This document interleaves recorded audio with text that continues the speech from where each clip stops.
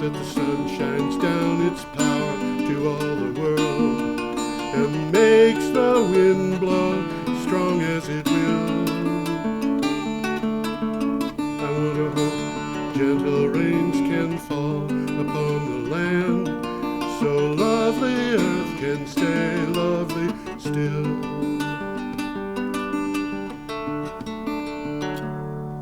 Hello, ladies and gentlemen. Welcome to the 416th edition of Energy Week with George Harvey and the astonishing Tom Fennell. In the flesh. In the flesh. I want to tell you, I've said this before, Tom is a genuine philanthropist, a helpful human being, good to all people and animals and plants, maybe. I don't know about plants. But anyway. I'm not nice to horses, though. Not nice to horses. You know, I never really understood horses. I understood cattle, but not horses. It's kind of weird. I've only ridden a horse once, and I felt about as lost as if I'd been snowboarding in downtown Manhattan. I think the last time I rode a horse, I was about 4 years old. Oh. In the Bronx Zoo, and I was scared to death about it. I don't blame you. I'd be afraid of being in the Bronx Zoo on a horse too. Anyway, Energy Week is what Tom and I do on Thursdays to cover the news from the previous Thursday until the day before. We're starting this show with news from April 22nd, and today is the 29th. The news comes from my blog, geoharvey.com. You can go to that blog, and if you hear that there's a date associated with a story and you want to read it, you can click on the calendar and go to that story. But also, in the various places where this video is available, there are links that you can take. There is a link that you can take to go to a site, which is just labeled Energy Week number 416, or you can actually download the script that Tom and I use. And now Tom is going to talk. Well, I guess I'm just going to say that there's a link in George's blog there for every one of these. And yeah. Some of these are well worth seeing. I'll try and mention as we come up. And there's a lot to be learned by following up on some of these. And some of these are almost mandatory. Yeah, I think so. They're really interesting. Anyway, we should probably get going into the week, shouldn't we, Tom? I think we ought to get started. Yeah. Our first item, let me put up the, come on. My computer doesn't want to obey me here. Here we go. There we go. Our first item shows a picture of a flooded vineyard, and this article comes from Stanford News. So what do you got for a title for the article, Tom? A tool that could guide floodwater management and combat ongoing drought. And by the way, I want to point out that flooding in that ranch there, that's deliberate. Yes. Well, this is what you call controlled flooding, and that's what it's all about. Well, we're going to touch base on this again later in the show, and they're putting the flooding there so that the water will get back into the water table. Yeah, there you go. That's what this article is actually all about: is maintaining the water table. Floodwaters are not what most people consider a blessing. Well, in this particular picture, they may. But they could help remedy California's increasingly parched groundwater systems, according to a new Stanford-led study. The study was published in Science Advances. Well, I'll quickly try to explain what's going on. Yeah. Using a practice called water banking, water managers divert water from flood control channels, flooding vineyards, and increasing groundwater recharge, which alleviates both flood and drought risks. So they know what they're doing here. I think they probably do. I will tell you one thing, and that is I would hate to be a worm in this picture. I think I'd probably drown. I don't think I'd want to be a worm even in my next life. Yeah, you know, I use that sometimes when I get spam calls. I ask the person who's calling occasionally, sometimes, how would you feel about being a snake in your next life? And on one occasion, I had a person say, "Good one." Okay, let's go on. Well, we get a nice picture coming up Yep, of the U.S. annual temperature there they are. compared to the average. And Yeah. from 1901, the United States was blue, which means cold. And in Yeah. 1991, it was red, which means hot. Well, I should point out, blue means like 1.5. Dark blue means 1.5 degrees colder, and the dark red is like 1.5 degrees warmer. But what we're So it's seeing, not a lot of degrees, but it's still, you can see by the pictures, it's just been getting warmer. it's been getting warmer, and it's been getting warmer since probably before 1900. These maps that are up, there's 10 of them. Each map covers an average for a 30-year period. This particular article is from CNN. Got a title? Yeah. Climate change clearly visible as NOAA, commonly called NOAA, prepares to release new normals. Yeah, these are what's called normals. Climate change, let's see, as weather experts and climatologists discussed the new climate normals being released next month, they came to a conclusion. And this is a quote: "Climate change is clearly seen in the new normals," end quote, according to Mike Pileggi, the project manager for NOAA in the 1991 to 2020 climate normals. NOAA is National Oceanic and Atmospheric Administration, or something like that. Something like that. They're the guys that watch this kind of stuff. Yeah, they do. They watch the weather, and they watch, the conditions in the ocean. I had when I was working as a computer programmer, I had an office mate who had worked for NOAA. He was a marine biologist, but he was, at the time I was working with him, also a computer programmer like me. Well, as you can see by the picture, most U.S. states are much warmer now than they have been in the past. That's absolutely right. There's no question about it. And let's move along to North Carolina here. You want to? Here's North Carolina. Kind of a pretty shot. You know what this reminds me of, Tom? The house that I lived in New Hampshire, we had a view down the Connecticut River Valley. And I would get up in the morning and I'd look out and I'd see something that was a lot like this, except that in the morning, I'd see this white fog just stretched out for 60 miles, and the sun would strike it and it'd be so white. And of course, the mountains would be blue, and it was just incredibly beautiful. Okay, from that picture, it looks like you're looking at lakes. But I don't think you are. I think you're looking at clouds in the valley. You're looking at the fog in the valley from above. Cloud, fog, same. Yeah, and my kids loved it too. This is from Money Talks News, and I'll bet Talks. Nobody Money Talks. Absolutely. I forget the name of the company that was a motto for. 10 states leading the charge on renewable energy. The EPA says that renewable energy can increase. Now, I want you to pay attention to this. The EPA says renewable energy can increase grid reliability. Remember that. Improve air. It seems they don't believe that in Texas. Well, they're starting to. Improve air quality and create more jobs. In addition, renewable energy can lower fuel and electricity costs, reducing the total cost of home ownership. There are 10 states that lead in renewable energy. And Tom, there was an article today in the news that came from, I forget, maybe it was the Houston Tribune or something like that. And they were talking about the report that had been issued by ERSCOT, the Texas Reliability Council, and that report said, sorry gang, this was not a wind power problem, it was natural gas.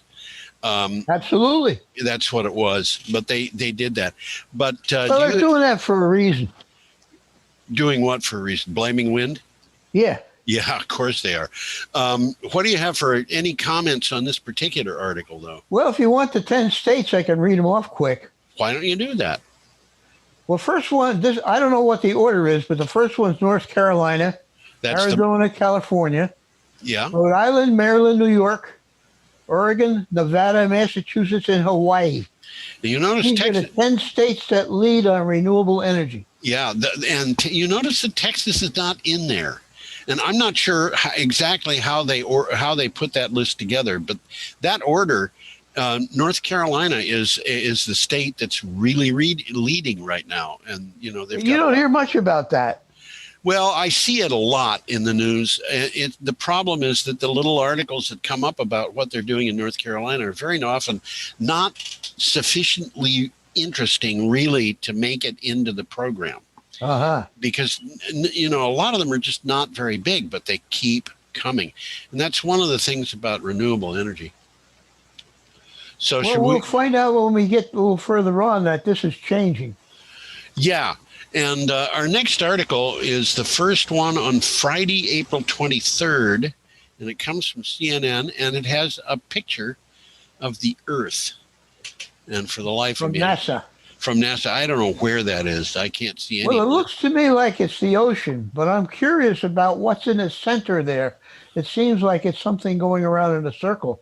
It does, doesn't it? Maybe a hurricane. Well, I think it's too small to be a hurricane. But it is at that picture, but it's either at the end of one or the beginning of one. Yeah. Okay, this is from CNN. What do you have for a title?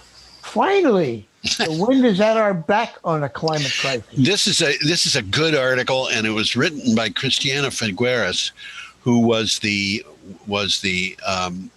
person who was in the lead for the Paris agreements. I think she was the person who was in charge of all of that. I'm losing you. Well, the Paris agreements in 2016. So I mean, your voice was just fading. My voice is fading? Not anymore, but it was. Okay. I was probably not talking loud enough.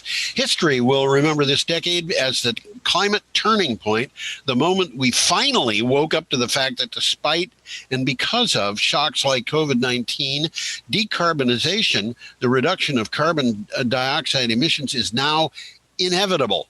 The only question is, how fast will we do it? And I think, you know, as we see the growth of renewable energy, it's inevitable. It's going to grow. Money talks. Yes, and so does Joe Biden, by the way. I mean, you know, every time we talk, we do a show. The price of solar is cheaper. It's true. It really is, and the price of batteries is going down amazingly fast too. The price of wind is going down. All of those things, and meanwhile, the price of petroleum goes up and down and up and down. They're in a boom bust cycle. They're still in a boom bust cycle. Price of oil is going up, and they're all feeling pretty good. The next time it goes down, they're not going to feel all that good, and you know. What can I say? There's a quick takeaway from this. Yeah. Since 2005, 32 countries have successfully grown their economies without growing their emissions. I guess that's a big deal, isn't it? I think so. I've got, that was a call from Los Alamos, New Mexico, by the way, that you just heard the telephone ring. You suppose that was somebody important? You Tom? talking to me? I am. My phone just rang, and I didn't know that. Caller ID said it was from Los Alamos. I'll be darned. I'll be darned. I think it was probably not. You know, I got a call once. It was from me. What did you have to say to yourself? Well, when I picked it up, it was somebody with a weird accent. And when that happens, I usually say something like, which is Welsh for I'm not going to talk with you in English. But of course, they have no idea what it is. Sometimes they try to fish for what language it is. Sometimes they ask me in English, what language are you speaking? I don't know. Anyway, this particular one is, let's see, we're at a picture of Joe Biden. Is that who that is? That is who that is. He just gave a good speech yesterday. Did he? I believe it. I didn't see the speech. But this is from CNN. I'll bet you have a title for this article. Biden announces U.S. will cut carbon emissions. Yeah, by as much as 52% by 2030. That's just exactly what he said. Yeah, President Joe Biden kicked off a virtual climate summit attended by 40 other leaders of the world by announcing an ambitious cut in emissions of greenhouse gases. He committed the United States to reducing its greenhouse gas emissions by 50 to 52% by 2030. And I will point out, by 2030 is less than 10 years. So I think he's serious. Well, they talk a little bit about what Biden's saying and what has happened in the past. I'll read a quick sentence. Yeah, do that. This summit is a departure from how climate was approached under former President Trump, who repeatedly denied the scientific reality of the climate crisis, systematically rolling back environmental policy. Yeah. These goals are part of the Paris Climate Accord that Biden rejoined upon taking office. Yes.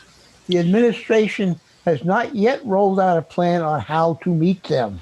Well, honestly, Tom, I'm not sure that the administration has to roll out a plan. I'm not talking about political stuff here. I'm talking about in terms of money, because the price of solar, with battery backup to firm it, we're talking about 2.5 cents per kilowatt hour, and there's no way in creation that natural gas, which is the cheapest fossil fuel available, there's no way natural gas can compete. As I have already said, money talks. It sure does. It's the economy, stupid. That's right. Okay, should we go on? Yeah, we got a nice picture here of some smokestacks. We have nice picture of some smokestacks. Okay, this is from CNN.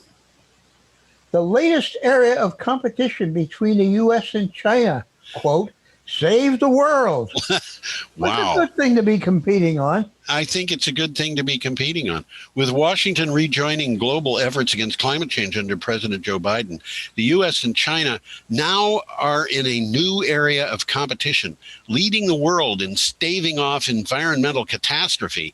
It is a competition that allows room for agreement. Well, that's a good thing to hear. Yeah? You got more on that? Yeah, I got a quick sentence to take away. Good. Ahead of this week's summit, John Kerry met with his Chinese counterparts, where the two sides agreed to cooperate to tackle the climate crisis with urgency. Yes, with urgency. And, there are concerns such collaboration might not be able to entirely escape the fallout from other areas of this heated bilateral relationship. Well, we have a relationship in which Joe Biden is inheriting a trade war on China, which, by the way, I think people should understand how that went. When Donald Trump declared the trade war, he was in a pretty good position because the Europe's largest trading partner was the United States. When he completed his term, however, Europe's biggest trading partner was China. It sounds to me like that didn't go all that well. Well, this is an interesting development because some 40-odd years ago, we in the United States made everything. Yeah. And then they found out it was cheaper to let the Chinese make it, and we could buy it and sell it back. So we closed our factories, and they began growing theirs. And this is the world we're living in now. That is true. That is true. But we have to deal with the reality, which is that China is not, when I grew up, if you talked about something that was made in China, the first thing that came into my mind would always be people in funny cone-shaped hats waiting around in rice paddies. And what was made in China? Rice. And the Chinese Navy consisted of a couple of frigates and 600 junks. And I'm serious, that really was what it was. I think they had one cruiser.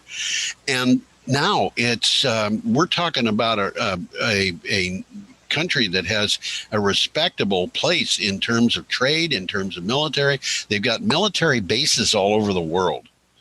And that they do. Yeah. And so we just have to deal with that. Okay, we should probably go to our next item, which is Saturday, April 24th, and it's an item from Clean Technica. What's that picture? I don't know, Tom. What do you think? I see a sailboat, but there's a funny thing there. Funny thing sitting there, huh? Yeah. Okay. Well, this I consider a must-read article. Okay. This is a very, very good article. What's the And title? what it says here is the race to 52%. Little old New Jersey leaps onto U.S. offshore wind industry lead. And you know who else is going to is a bunch of other states, including North Carolina and Massachusetts and New York. Well, there's a lot of money to be made, and it's the wind potential is out there. It sure is. Okay, New Jersey could be in a centerpiece for Joe Biden's plans for reducing carbon emissions up to 52% by 2030. Not long from now. Shorter version, jobs, jobs, and more jobs. New Jersey has already been setting up manufacturing centers to support offshore wind development. Well, that sentence is what this is all about. Yeah, it is. The governor is establishing a national wind scale or wind manufacturing hub called the New Jersey Monopile Facility. Yeah. If you want to know what a monopile is, you take a look at that turbine there, and what it's sitting on is a monopile. Yeah, that's right. And there's a staircase up inside there, so you can get upstairs. Yeah, these turbines are unbelievably big. That nacelle at the top of that, I can see that's a GE turbine. That nacelle is probably 3 stories tall. And it's big. Everything's getting bigger now. Yeah, and the blades for these wind turbines are not something that you can manufacture in Des Moines and then sell on the East Coast to people who are going to put them in wind turbines. They have to be manufactured right on the water's edge, at the dock. They're too big to travel on the highway. Too big, absolutely. Yeah. So the monopiles that we're seeing there, that's 800 feet high. Okay, we're probably talking about three stories for the wind turbine itself. Yeah. Okay, the blades are about a football field long. Yeah, these things are unbelievably big. They are indeed. Okay, we should ourselves go on. We've got an item with Gavin Newsom talking. He is the governor of California. And this is from CNN, and I'll bet you have a title for this too, Tom, don't you? California governor orders fracking to be phased out. That's good news. Yes, I think it is too. California will stop issuing new hydraulic fracturing permits by January of 2024 as part of an effort to reach carbon neutrality by 2045.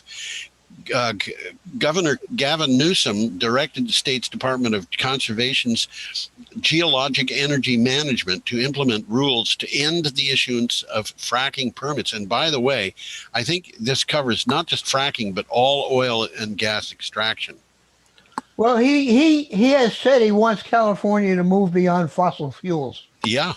And another quote he said, and this is a good quote, "The climate crisis is real. And we continue to see the signs every day." Man, there are people who say it's not real. And a lot of it's a funny thing. I've had a number of friends who like to hunt, and they also said the climate crisis was not real.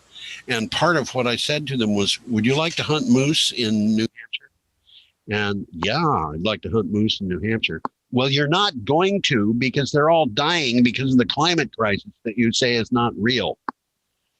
And yeah, I did an interview with a woman who was one of the forest rangers in New Hampshire, and she said over 80% of the newborn moose calves die in the first year of their lives because they lose too much blood to ticks.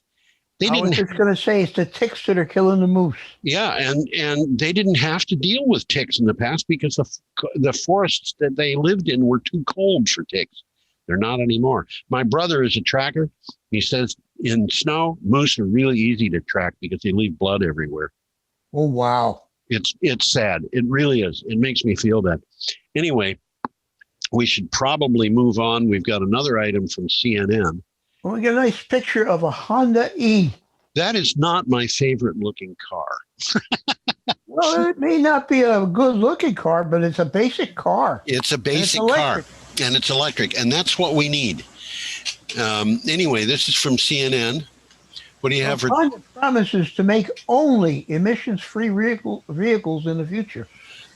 This is an They're all interesting. doing this now. Yeah. In his first press conference, the CEO of the Japanese automaker, Toshihiro Mibe, said the company, quote, will strive, end quote, to sell only battery electric vehicles and fuel cell electric vehicles by 2040 in the three major markets where it primarily sells cars: North America, China, and Japan. Now, it's interesting to me that this is just battery electric and fuel cell. He didn't list hybrids in this. He's planning on going past hybrids. Well, GM has also announced that they're going to sell only emissions-free cars Yeah. by 2035. Ford said something similar. Yeah. So did Volvo, likewise. Yeah. Volkswagen plans to be completely carbon neutral by 2050. And Yeah. of course, Tesla already sells nothing but EVs. Yeah, and Tesla is quickly growing. Tesla's growth is amazing. Absolutely stunning. Well, just to put a little icing on the cake, the state of California is calling for only emissions-free cars to be sold there by 2035. Yeah. And, you know, for people who have gas-powered cars or diesel oil-powered cars, that means they'll still be able to drive. You can't buy a new one. But you can't buy a new one, right? If you can't buy new gas-powered cars, that means the gas stations are all going to close or turn into. I was just going to say something like that. So where do you get your gas? Well, you're going to have to hunt in the future. Okay, we're up to Sunday, April 25th, and we have an item. We've got a good picture here. Unfortunately, it doesn't come up so that you can see it. I would recommend that you copy this picture and paste it into something like Word so that you can expand it and see all those little things that are written on there. Oh, yeah. It's an important picture. There's a lot of detail. A lot of stuff you can learn by studying that picture. Yeah, a lot of detail in that picture. This is a picture of low-impact hydropower. But what do you have for a title for the article, Tom? Rethinking hydropower for energy and environmental stability. Sustainability. The California company Nattel Energy is working on a low-head, low-impact hydropower approach that addresses. That's the important part. Low head, low impact. Yeah, that that addresses the leading concerns of new deployment, impacts to natural stream flows. To address that challenge, NREL, which is the National Renewable Energy Laboratory, helped Nattel rethink hydropower. And if you look on the right side of that picture, you'll see what looks like a little stream coming out of that mountain with a couple of things at it, and you see I think that's pump storage. Well, you see barriers. Solar panels there. It does at the bottom below these. There's three places on that stream where they have things blocking the stream, and those things are low impact hydropower. Yeah, those are dams, and that's hydro. Yeah, and I think that they're using the power of the sun to pump the water uphill. They might be. It makes sense. You know, you put all this stuff together. But if you look in the middle of the picture, it looks like there's two areas of forest, and between them is a thing that says habitat plus wetlands. You know, Tom, I came across an article the other day that absolutely stunned me because it was talking about the value of wetlands, and specifically it said peat bogs. And I didn't realize peat bogs actually cover apparently 3% or so of the earth. I think that must be Earth's landmass. But these peat bogs draw down more carbon dioxide from the air than all other areas put together. That's right. Peat bogs use up a lot of carbon dioxide. Unbelievable. Anyway, there you have it. And you have more on that, Tom? We should probably be going on to our next article. Well, let's move on. Okay. I could talk for half an hour on this particular thing. That thing is, it's pretty impressive. Here we have, man, if I saw that, if I came walking out of the woods and saw this picture of Yellowstone, I think I'd be scared. This is from Well, that's a hot spring, and Yellowstone full of them. yeah. This is from Science Daily. Climate-friendly microbes chomp dead plants without releasing heat-trapping methane. Yeah. Something they just discovered. Yes, it is. Scientists from the U.S. and China, and this is, again, the United States and China working together, have identified an entirely new group of microbes that live in hot springs. These guys live in water that's so hot that, I'd probably be dead in a minute. Geothermal systems and hydrothermal sediments around the world. The microbes can break down decaying plants without producing methane. Now, that's significant. It sure is. Yeah.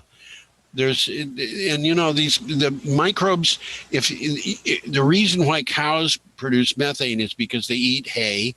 Well, the cell walls of all plants are made of cellulose and lignin and hemicellulose, and They're not digestible. They're not digestible to the cow, but the cow has this stomach that is full of microbes that break these things down into things that are digestible. And, one of the things that happens when that happens is methane is released. Same thing when termites eat wood. They release methane, and for the same reason. It's not the termites releasing the methane.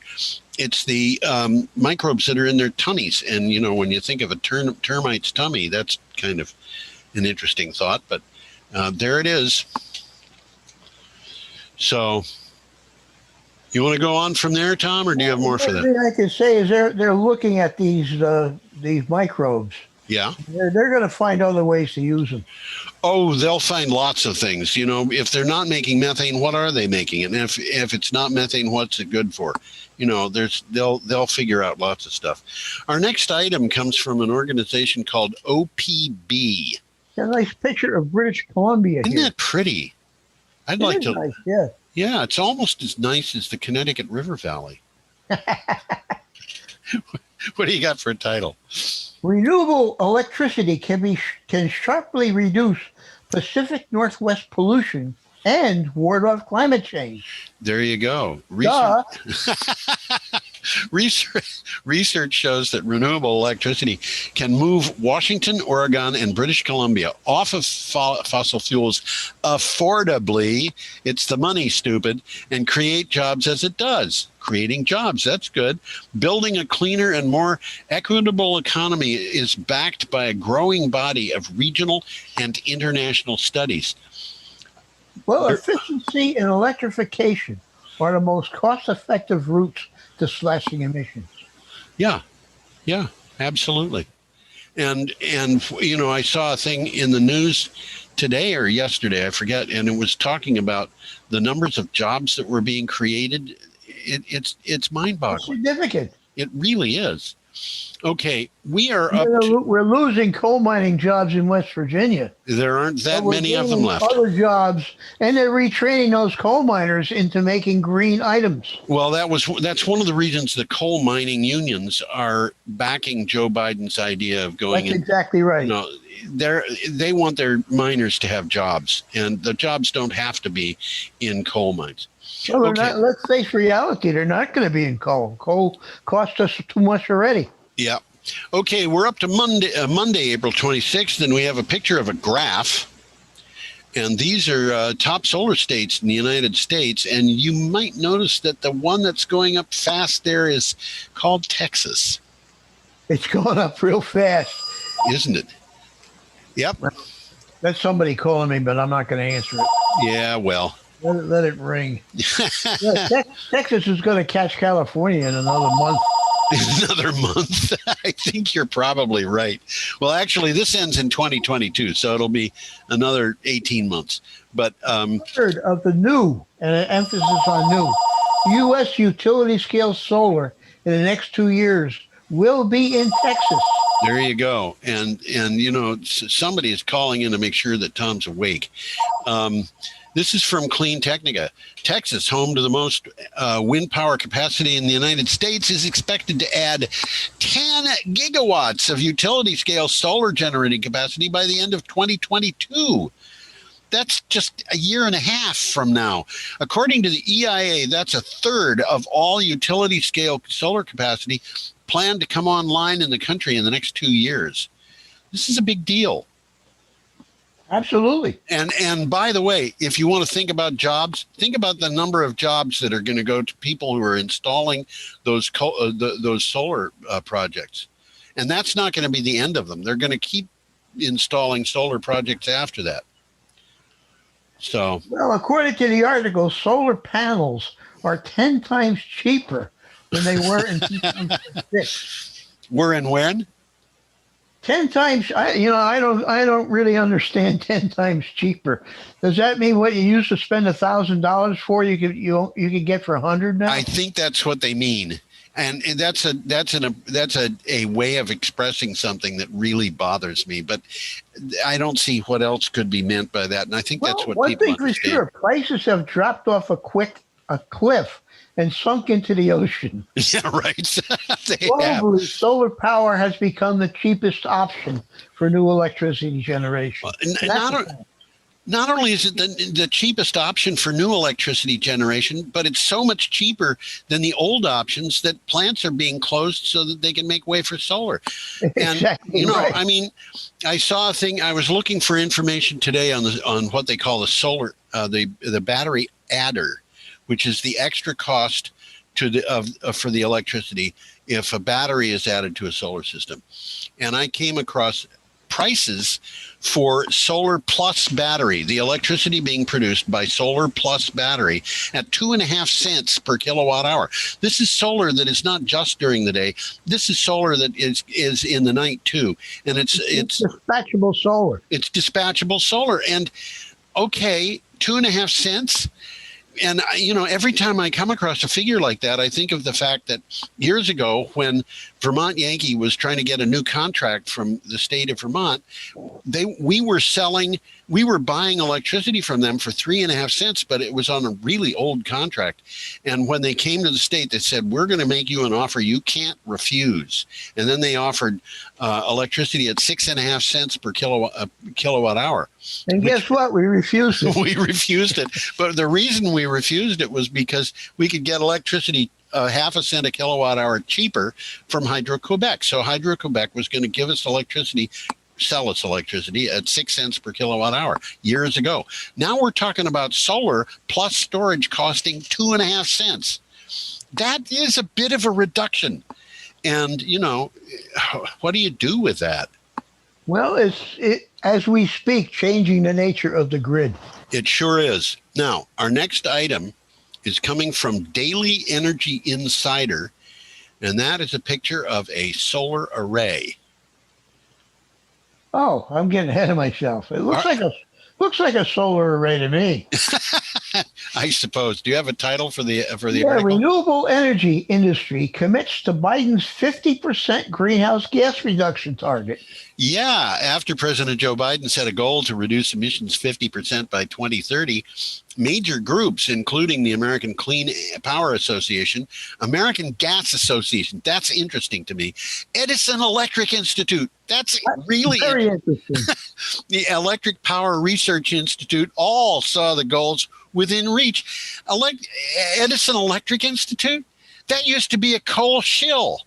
Absolutely. These guys are all jumping on the bandwagon. American Gas Association, what do they want? They want to move into areas that have a future. That's what they want. Wouldn't you say, Tom? That's exactly what's going on. Absolutely. Yeah.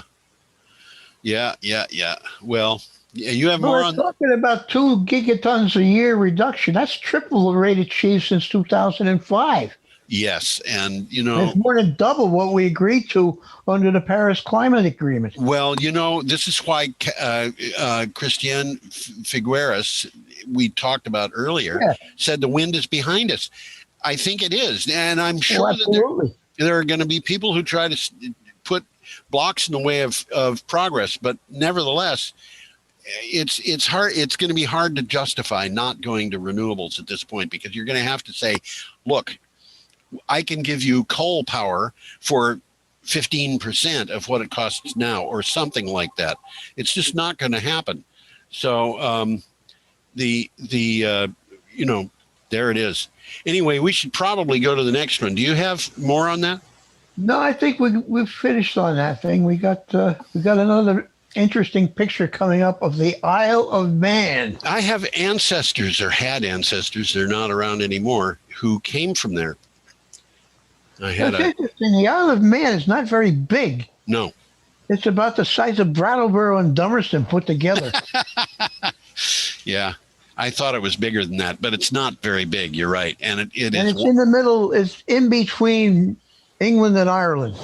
It's equally distant from England, Scotland, and Ireland or is it England, Wales, and Ireland? I forget. I think it's England, Scotland, and Ireland.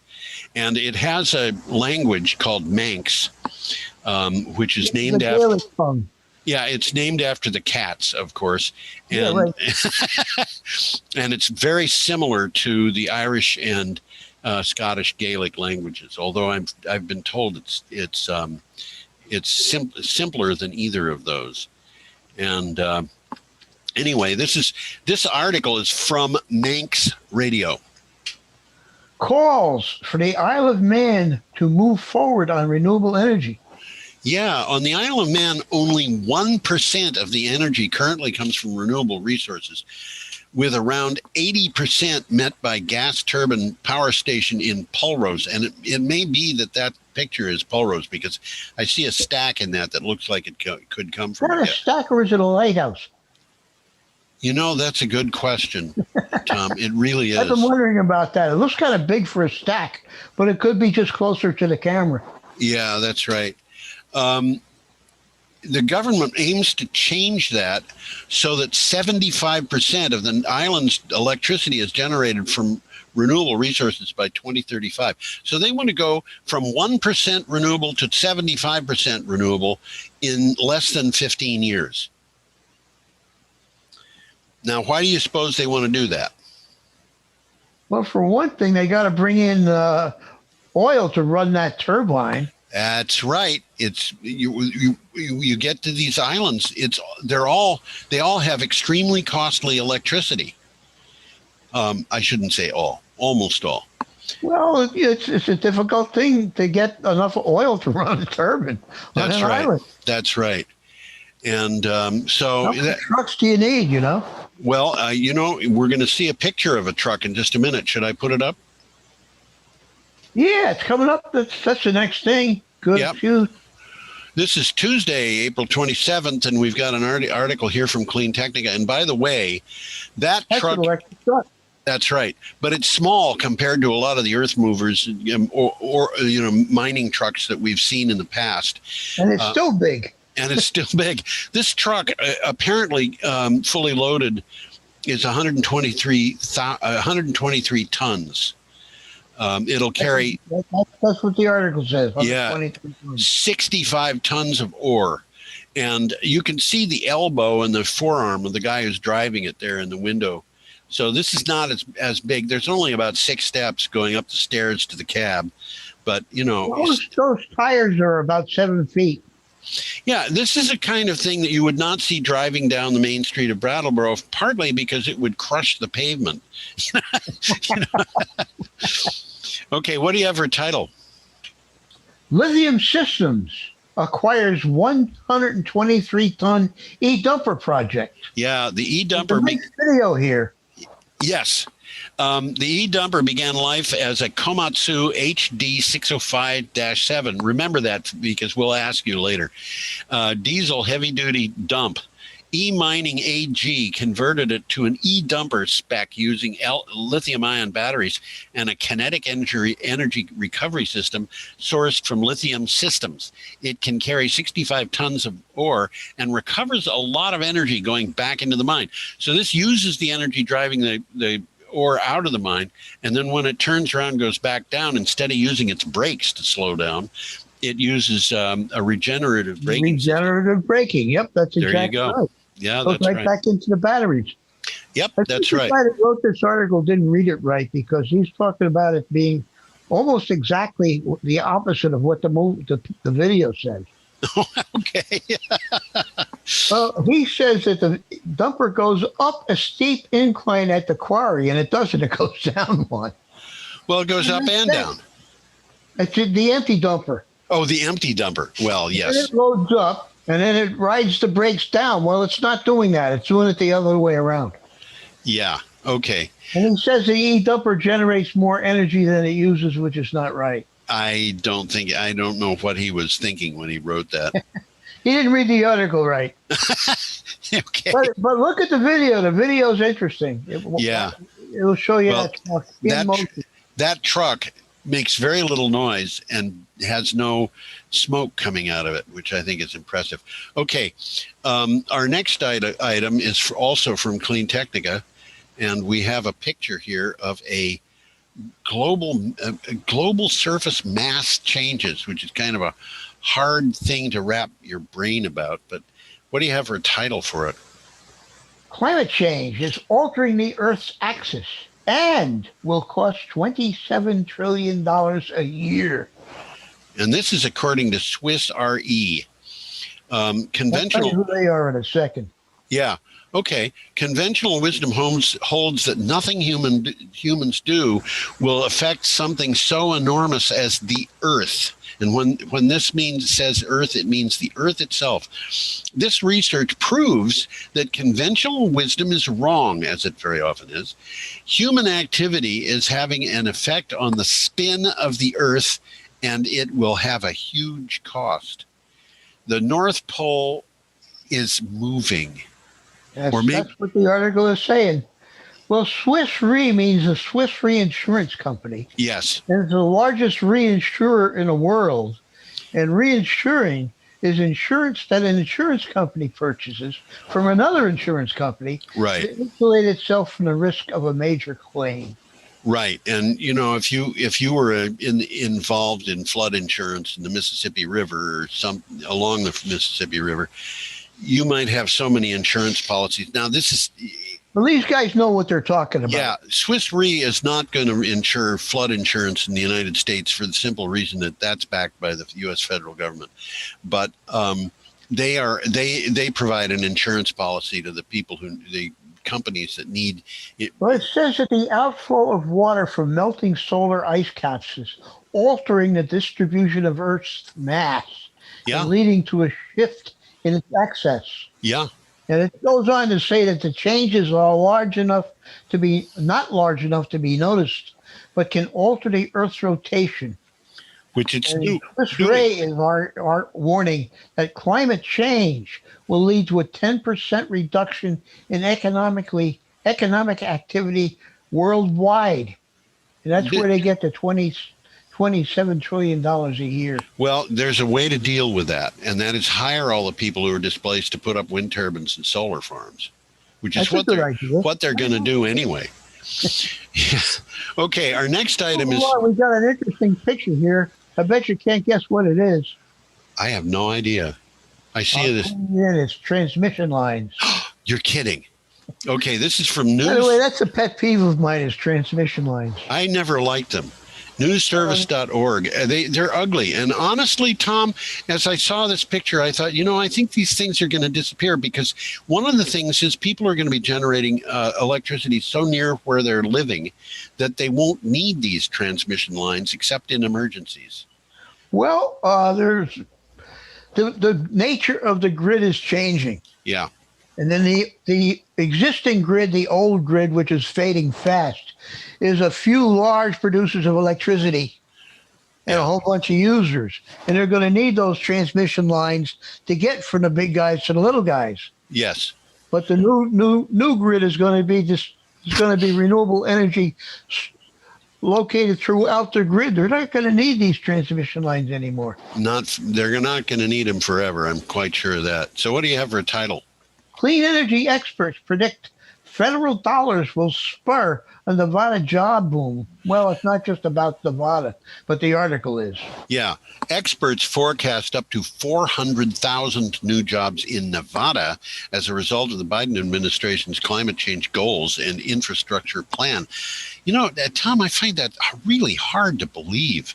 President Joe Biden has pledged to cut U.S. carbon emissions in half by 2030, and that means a lot of workers are going to be needed. But really, do you think that's true? 400,000 jobs in Nevada? I mean, I know I'm that not there's sure there's 400,000 jobs in Nevada. Yeah, that's the thing that struck me. I know that there's more than 400,000 people in Nevada, but maybe they're talking about importing people to work on these things. I know they're talking about a lot of work being done in Nevada because Nevada. Well, the Mexicans work cheap, so they bring them up. Absolutely. That's why we need to allow people to migrate into the United States so we can get cheap labor. I mean, this really, it turns the world on its head. Maybe they're going to have, and of course, it isn't just Mexico. They'd be bringing people in from California and Oregon and places like that, but there's going to be a lot of work being done in those places too. And, I don't know. I could see how people in Nevada might be very excited about the income that would be Well, the article came from Nevada, but it extends way beyond Nevada. Yeah. Okay, our next item has a picture of wind turbines, and I don't think that's the Loch Ness Monster. I think it's a man bathing in the ocean. I think you're probably right. And he's looking at the turbines. Yeah, he probably is. This is from Renews. Well, this is what it says. Offshore wind FIDs to more than double. And that's confusing. I had to look up what FIDs were. Well, actually, it says right. Investment decisions. Yeah, it says right in the first sentence. Offshore wind project final investment decisions, that's FID, outside of mainland China, will grow 57% in the next 18 months compared to the 2019-2020 period. An analysis from Westwood Global Energy Group shows the growth represents an additional 20.4 gigawatts of new power. What do you think of that? That's just offshore wind. That doesn't count onshore wind. Well, they're both good markets, but I think there's more of a market, at least in the United States, for offshore wind. Well, there's a lot of offshore wind being developed in the United States. Huge. Well, they're developing it right in the center of the country where there's a lot of wind. There's a lot of wind power being developed in the center of the country, too. But yes, absolutely. They're just starting to catch up with the Atlantic coast. And I have read we could generate more power in just the Atlantic coast to power the entire country. There was a thing that was really interesting that came from, I think it might have been Bill McKibben, and we'll be talking about it next week.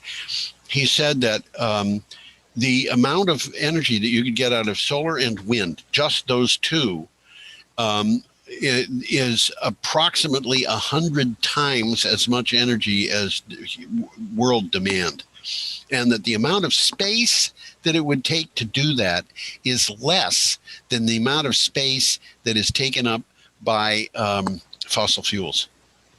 That's an interesting. Well, these strip mines, fields of oil and gas pumps, there's a lot of space being taken up by fossil fuels. Oh, sure. Anyway, these towers, these turbines, I mean, we've seen pictures of them on land, and there's farms all over the place. And the turbines absolutely stick up. They take very little land. Yep, that's right. And the cattle can graze right up to within a few feet of them. Okay, our next item is from PV Magazine USA, and we've got more of these transmission lines with beautiful mountains. Again. Yeah, beautiful mountains in the background. Tell me, what's that structure in front? What that looks like to me is a railroad. Okay. It might not be, but it looks. I don't know. like, I've been wondering about what it is. It could be there, but it could be a pedestrian footbridge. I don't know, but it looks to me like the kind of thing that you'd have along a railroad. It does look like a bridge, doesn't it? It does, and that picture, I'm pretty sure, this is from a guy named Jung Ho Park, who would probably be Korean, and I wouldn't be surprised if that picture was from Korea. But what do you have for title? This is PV magazine. DOE offers billions in loans for transmission upgrades to boost renewable energy resources. Yep. This is a good article. Yep. The U.S. DOE announced up to $8.25 billion in loan availability from its Loan Programs Office and Western Area Power Administration for efforts to expand and improve the transmission grid. It has two separate financing streams available. Well, this is what the Energy Department says. Without more transmission capacity, the electricity grid cannot reliably and consistently deliver renewably sourced power from points of generation to high demand areas. I can see why they're saying that. I don't actually think that that's actually true, though. I think we could do it without bigger. Well, because the nature of the grid is changing. But the nature of the grid itself is changing. We have one more item. Should we go straight to that, or do you have more about this? No, we could go right to this one now. We got another picture of guess what? This looks a lot like that place that you and I went to a couple of years ago. That's exactly right. I was thinking that as I was looking at it, and if I remember correctly, it's in Grafton. Yeah. And the town of Grafton said they didn't want any wind turbines up there because it would spoil the view. And this is the view that they don't want to spoil. Well, there you go. A little bit of hypocrisy there. Well, yeah, okay. This is from Clean Technica. What do you have for a title? New report identifies 22 shovel-ready regional and interregional transmission projects, and there's a map of them. Yep, this is something that stunned me. A report identifies 22 shovel-ready high-voltage transmission projects that could create about how many jobs? 1.24 million jobs and lead to 60,000 megawatts of new renewable energy capacity, increasing the country's wind and solar generation by nearly 50%. This is 22 projects that are shovel ready. That means they've been improved. They've been, approved. They've got. All they have to do is say go. All they have to do is say go. And you know, with this money that's coming in from the DOE to help this, a lot of this stuff is going to happen. And do you want to know why it is that the Renewable Energy Equipment Index keeps going up? Well, it's because we're talking about something that we need, and it's something that Joe Biden is putting money into, and it's even a lot of Republicans are in favor of this. So, well, with the new grid design that's coming, whether we like it or not, this says just like the federal interstate highway system drove the growth of the American economy, an interstate electricity system will power the American economy into the 21st century. But I'm saying with a distributed grid, with distributed generation, we don't need these interregional transmission projects. I absolutely agree with you. But, you know, you and I are not the experts on this particular, you know. Well, sometimes some of the guys that write these things aren't the experts. I know that. But we'll see how it goes. Anyway, That's the end of the show, really. That's the end of the show, and it's time for us to wave goodbye to everybody.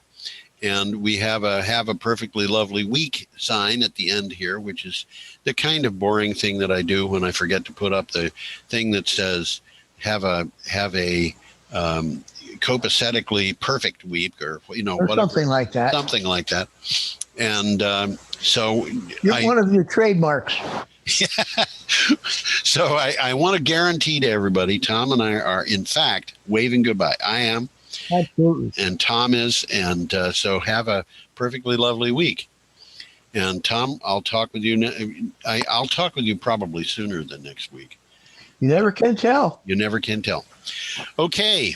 Okay, George, this was a good show. I think you're right. I think you're absolutely right. Thank you very much, and we will go our way.